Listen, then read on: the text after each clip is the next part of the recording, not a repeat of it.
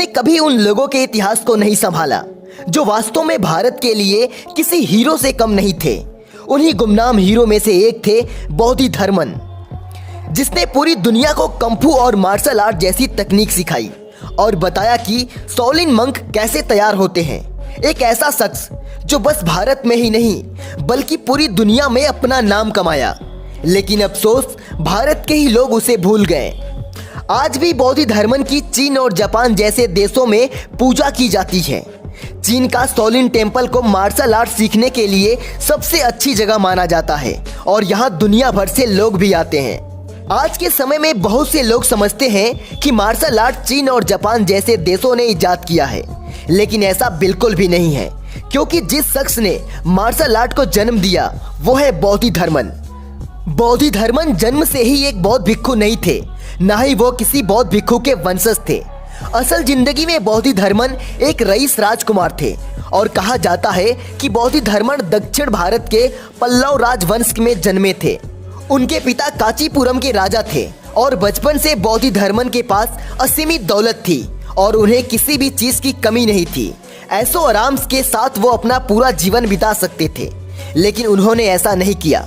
उन्हें बौद्ध भिक्षुओं का सरल जीवन और आंतरिक शक्ति ढूंढने का प्रयास अच्छा लगता था, इसलिए उन्होंने कम उम्र में ही राजपाट त्याग कर बौद्ध भिक्षु बनने का निश्चय किया। महज 22 साल की उम्र में ही उन्होंने आयुर्वेद और मार्शल आर्ट की विद्या हासिल कर ली। जब वो अपने गुणों में परिपूर्ण हो गए तब उनके गुरु ने उन्हें सत्य और ध्यान के प्रचार हेतु चीन और जापान की तरफ भेज दिया। कई सालों के कठिन परिश्रम के बाद बोधिधर्मन चीन के नागिन गांव पहुंचे। इस गांव में ज्योतिष द्वारा एक भविष्यवाणी की गई थी कि इस गांव में एक बहुत ही बड़ा संकट आने वाला है और इसी बीच बोधिधर्मन उस गांव में पहुंच गए। गांव वालों को लगा कि यह वही शख्स है जो इस गांव के लिए संकट लाने वाला है, इसलिए गांव वालों ने बोधिधर्मन को गांव से बाहर निकाल दिया। कुछ ही समय बाद उस गांव में भयंकर महामारी आ गई, जिसकी वजह से गांव के कई लोग मरने लगे। गांव के लोगों को डर लगने लगा कि कहीं यह महामारी और ज्यादा ना फैल जाए, इसलिए जो भी बीमार आदमी था उसे गांव के बाहर कर दिया गया। लेकिन बोधिधर्मन आयुर्वेद को भी बहुत अच्छे से जानते थे। उन्होंने गांव से बाहर निकाले उन सभी बीमार लोगों का इलाज करके उन्हें स्वस्थ कर दिया।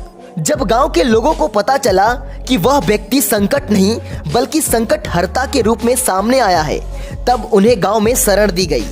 बोधिधर्मन ने गांव के समझदार लोगों को जड़ी बूटी काटने और पीसने में लगा दिया और इस तरह से उन्होंने पूरे गांव को सुविधा उपलब्ध करवाकर महामारी से बचा लिया।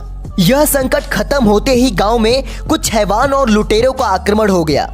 यह लोग गांव के लोगों को मारने लगे, लूटपाट करने लगे। पूरे गांव में कत्लेआम होने लगा था। गांव के लोगों को लगा था बोधिधर्मन सिर्फ चिकित्सा के बारे में ही जानते हैं, लेकिन किसी को भी नहीं पता था कि उस शख्स के अंदर कितनी असीमित ताकत मौजूद है। बोधिधर्मन ने मार्शल आर्ट के बल पर अकेले ही हथियारबंद लुटेरों को हरा दिया और उन्हें भागने पर मजबूर कर दिया।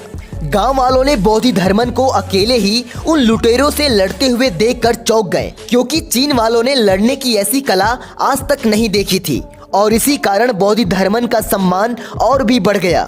उसके बाद और भी लोग बोधिधर्मन के द्वारा उस कला को सीखे और पूरे चीन और जापान में फैल गए। ये सच्ची कहानी आपको कैसी लगी? कमेंट में अपनी राय हमें जरूर बताएं और ऐसी वीडियो देखते रहने के लिए सब्सक्राइब कर लें धाकड़ टीवी।